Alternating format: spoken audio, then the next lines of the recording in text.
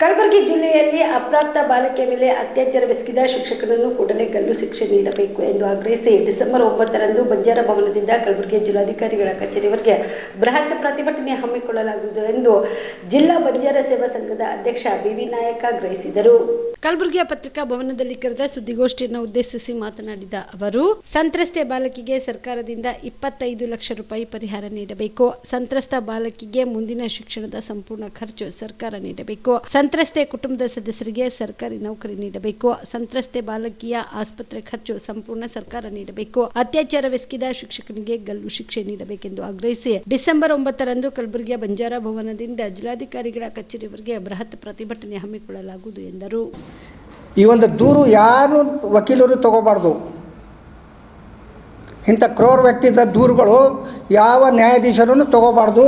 ಮತ್ತು ನ್ಯಾಯಾಧೀಶರು ನಾವು ವಿನಂತಿ ಮಾಡ್ತೀನಿ, ಇಂಥವರಿಗೆ ಗಲ್ಲ ಶಿಕ್ಷೆನೇ ನೀವು ಅದರ ಆದೇಶ ಮಾಡಿರಿ. ಇಂಥವ್ರು ಬದುಕಬಾರ್ದು ಈ ದೇಶದಲ್ಲಿ. ಇವರ್ಲಿಂತ ಎಲ್ಲ ಸಮಾಜ ಹಾಳಾಗ್ತಾ ಇದೆ. ಇವನೊಬ್ಬ ಯಾವುದೇ ಸಮಾಜಕ್ಕಿರಲಿ, ಇವನೊಬ್ಬ ಕಂಟಕ. ಆ ಸಮಾಜ ಅವನು ಮಾಡಿದ್ದ ಸಮಾಜಕ್ಕೂ ಕಂಟಕ. ಮಸಿ ಬಳಗನ ಅವನು ಒಬ್ಬರು ಮಾಡೋರು ಎಲ್ಲ ಸಮಾಜಕ್ಕೆ ದ್ರೋಹ ಬಂದಂಗೆ ಆಗ್ತದೆ. ಅದಕ್ಕೆ ಅಂಥವ್ರಿಗೆ ನಾವು ಇಡಬಾರ್ದು.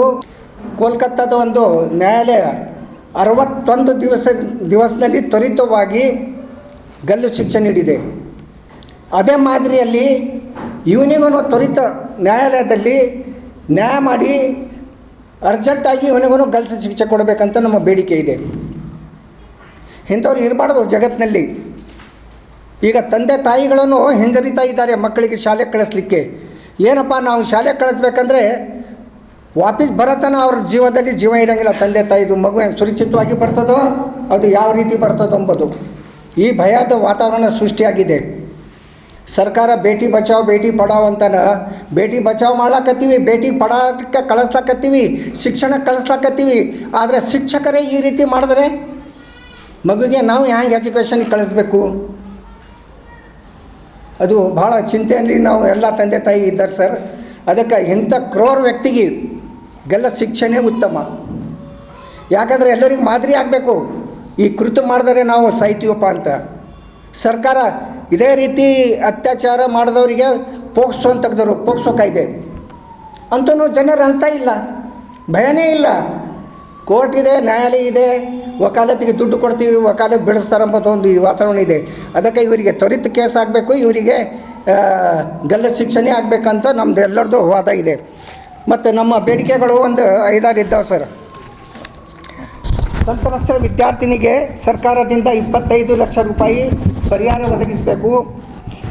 ವಿದ್ಯಾರ್ಥಿನಿಗೆ ಮುಂದಿನ ಶಿಕ್ಷಣದ ಸಂಪೂರ್ಣ ಖರ್ಚು ಸರ್ಕಾರನೇ ಭರಿಸಬೇಕು. ಸಂತ್ರಸ್ತ ಕುಟುಂಬ ಸದಸ್ಯರಿಗೆ ಸರ್ಕಾರಿ ನೌಕರಿ ಕೊಡಬೇಕು. ಸುಬೇದಾರ್ ಕೇರ್ ಆಸ್ಪತ್ರೆ ಕಲಬುರಗಿ ನಗರದ ಸೇಡಂ ರಸ್ತೆಯಲ್ಲಿರುವ ಟ್ರಾಮಾ ಎಮರ್ಜೆನ್ಸಿ 24x7 ಸೇವೆ ಲಭ್ಯ. ಅನುಭವಿ ವೈದ್ಯರ ತಂಡದೊಂದಿಗೆ gynaecology, general surgery, general medicine, paediatric, orthopaedic, ENT, laparoscopy surgery, paediatric surgery, neuro surgery, urology, plastic surgery, cardiology, neurology, gastrology, oral and maxillofacial surgery, arthroscopy, keyhole surgery of joint ಸೇರಿದಂತೆ trauma, NICU, ICU, obstetric ICU ಸೌಲಭ್ಯದೊಂದಿಗೆ ಚಿಕಿತ್ಸೆ ನೀಡಲಾಗುವುದು. ಸುಬೇದಾರ್ care ಆಸ್ಪತ್ರೆಯಲ್ಲಿ ದಿನದ 24 ಗಂಟೆ emergency ಚಿಕಿತ್ಸೆ ನೀಡಲಾಗುವುದು.